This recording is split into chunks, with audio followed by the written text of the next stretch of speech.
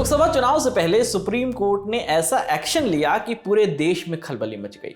Supreme court ने electoral bond को असंवैधानिक बताकर रद्द कर दिया था। साथ ही एसबीआई से बॉन्ड की सारी डिटेल मांगी कि कौन सी पार्टी को किस व्यक्ति या कंपनी ने कितना चंदा दिया। एसबीआई ने काफी डांट फटकार के बाद चुनाव आयोग को जानकारी तो दे दी, लेकिन आधी अधूरी, जिसकी वजह से बैंक को फिर से कोर्ट ने फटकार लगा दी है। अभी तक जितनी जानकारी सामने आई है उसके हिसाब से सबसे ज्यादा चंदा भारतीय जनता पार्टी को दिया गया है। भारत में कई दिनों से इलेक्टोरल बॉन्ड की खबरें चल रही हैं। इस मुद्दे पर दूसरे देशों की क्या राय है, ये जानने के लिए हमने कुछ विदेशी अखबार खंगाले। उससे क्या निकलकर सामने आया, आइए जानते हैं। शुरुआत करते हैं अमेरिकी मीडिया संस्थान न्यूयॉर्क टाइम्स से। न्यूयॉर्क टाइम्स अक्सर भारत को लेकर तीखी टिप्पणियां करता रहता है, फिर चाहे वो सीए हो, किसान आंदोलन हो या फिर अब इलेक्टोरल बॉन्ड। न्यूयॉर्क टाइम्स ने खबर में पीएम मोदी के साथ अडानी का भी जिक्र किया है। आर्टिकल में लिखा, भारत में राजनीति एक महंगा व्यापार है जिसमें लाभ भी खूब मिलता है। मिस्टर मोदी की सरकार 2014 में वित्तीय घोटालों की एक सीरीज के साथ आई थी जिसने अपने पुराने नेताओं का अपमान किया है। भारतीय मीडिया भी मोदी सरकार का पूरा समर्थन करती है। इसके बाद न्यूयॉर्क टाइम्स ने लिखा कि चंदा देने वालों की लिस्ट में जो नाम गायब हैं वो सबसे ज्यादा ध्यान देने वाली बात है। डोनर की लिस्ट में अडानी ग्रुप का नाम नहीं है, जिस कंपनी की कीमत मोदी सरकार के आने के बाद 1000 गुना बढ़ गई है। लिस्ट में मुकेश अंबानी का नाम भी नहीं दिखा है। हालांकि तीसरे नंबर पर सबसे ज्यादा चंदा देने वाली कंपनी का कनेक्शन रिलायंस इंडस्ट्री से बताया जा रहा है। आर्टिकल ने कांग्रेस नेता जयराम रमेश को कोट करते हुए इलेक्टोरल बॉन्ड को भारत का सबसे बड़ा स्कैंडल बताया। अखबार ने हेडलाइन दी, जिसका हिंदी तर्जुमा जो है वो हम आपको बता देते हैं। हिंदी तर्जुमा है कि यानी भारत के पैसे और राजनीति के बीच का धुंधला कनेक्शन जो है वो एक्सपोज हो गया।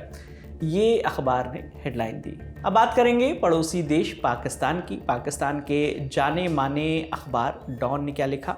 डॉन ने लिखा कि वो कंट्रोवर्शियल स्कीम जिसकी मदद से प्रधानमंत्री मोदी ने एक बड़े युद्ध अभियान की शुरुआत की और अपने प्रतिद्वंदियों को छोटा बना दिया, उस इलेक्टोरल बॉन्ड के डेटा को सार्वजनिक कर दिया गया है। सबसे ज़्यादा चंदा देने वाली संस्थान जो है वो एक लॉटरी कंपनी निकली है।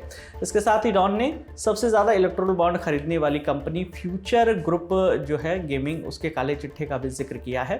इसके अलावा जो है पाकिस्तानी अखबार ने कांग्रेस नेता जयराम रमेश के उस बयान का भी जिक्र किया है जिसमें उन्होंने कहा था कि जिस कंपनी पर पहले रेड डाली जा रही थी उसी कंपनी ने पार्टी को चंदा दिया और चंदा देने वाली कंपनियों को सरकार की तरफ से बड़े टेंडर दिए गए। इसी के साथ डॉन ने अपनी खबर की जो है वो हेडलाइन कुछ इस तरह रखी है, जिसका हिंदी तर्जुमा हम आपको बताते हैं। उसका हिंदी तर्जुमा है, भारत के टॉप राजनीतिक डोनर पर धोखाधड़ी और टैक्स चोरी की जांच। ये जो है उसका हिंदी तर्जुमा है जो अखबार ने दिया है। अब रुक करते हैं ब्रिटिश अखबार द गार्डियन की ओर।